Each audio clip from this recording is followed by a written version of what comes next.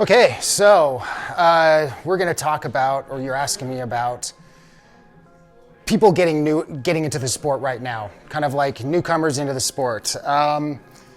It's kind of funny because obviously we've all been there, and so back in the late 80s is when I kind of got the cycling bug, and even more so then than now, I didn't know what the heck I was doing. All I know is I saw, maybe I think it was a couple races and pro races, and I thought it just looked amazing. The bikes looked amazing, but I didn't know what I was doing. Maybe you had Bicycling Magazine or something like this back then, or you had, a couple little places, but you kind of had to go trial and error. So for me, and again, everybody is different with this, but it was an aesthetic approach. So I went after just what I thought looked fun or exciting or beautiful, and got as good of a product as I could. So okay, we'll start bikes. So went out and looked around at all the different bikes, and of course there were the beautiful bikes with all the Campagnolo C record that were $2,500, $3,000 back then. There's no way I could afford. So I kind of, stepped it down a little bit. But my first piece of advice is to get something as much as you can afford, almost make it hurt a little bit, because it's something you're gonna love so much more. It's gonna mean so much more for you when you're actually out on the road and riding. And it's just more beautiful to look at, So, but also know that you can upgrade, and that's the cool thing about cycling, is that that's just the base, right? So you can upgrade it, you can put on nicer wheels, you can change the aesthetic by changing bar tape, a more comfy saddle. So really it's going around finding the bike first. Obviously the main things like getting fit right and everything like that's very important.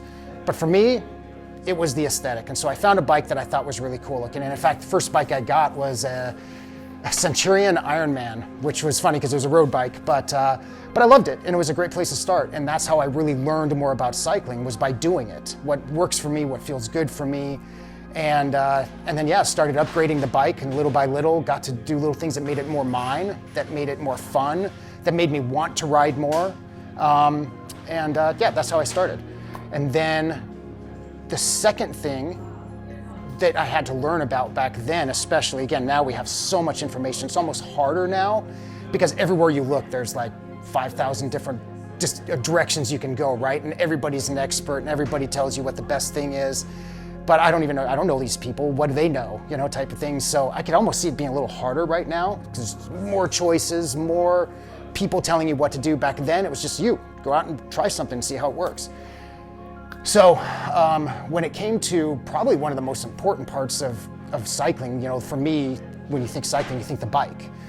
But really, one of the most important things is what you're wearing, because if you go out and you can have the nicest bike in the world, but if you're not dressed for the elements, you overheat, you get too cold, it's not fun. And you go out and do that a couple times. You grew up in Seattle, which is what I did, and you ride in the rain, and you just are freezing and get hypothermic. Who really wants to do that, right?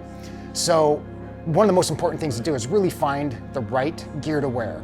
And I know there's a lot of really trendy brands out there. There's a lot of stylish brands. There's a lot of different things out there. But it's really find something more important than the look, which I know we all want, but is finding something that is going to work in the elements. And that is incredibly important. And everything's going to be a little bit different. But having the right things, so it's less about the brand, but more about the warmers, the base layers, how to dress for the elements, which is a really important thing.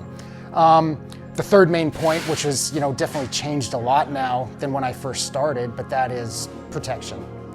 And so back when I was riding, 50% of the people wore helmets. I did mostly, but they were really bad, and sometimes I think the helmets were almost worse than wearing anything at all. But technology has improved a ton, and you don't even know it's really on. So for me, I've had a couple big crashes. One into the, head on with a car, left 2 holes in the windshield, crumpled in the quarter panel, tore off the rearview mirror, all that kind of stuff, and was totally fine.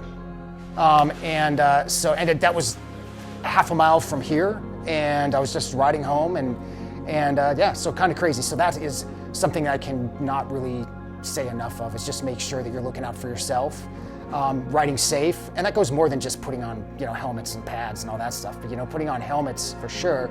It's also riding safe and understanding how to do it and learning the right things to do from the beginning. So that's with everything: bikes, clothing, the protection. Find somebody you trust and really sit back and really learn it. And then even though this is a high-end shop and we like really gorgeous, beautiful bikes that tend to cost a lot, and that's great. We welcome you. Come on in, have your first bike be one of these, right? But really get something that you can grow with and really learn to appreciate the sport, be smart about the purchases, and go have fun and learn, and all this stuff will come. You'll end up loving it even more and wanting to get that really super trick, custom bike or something like that.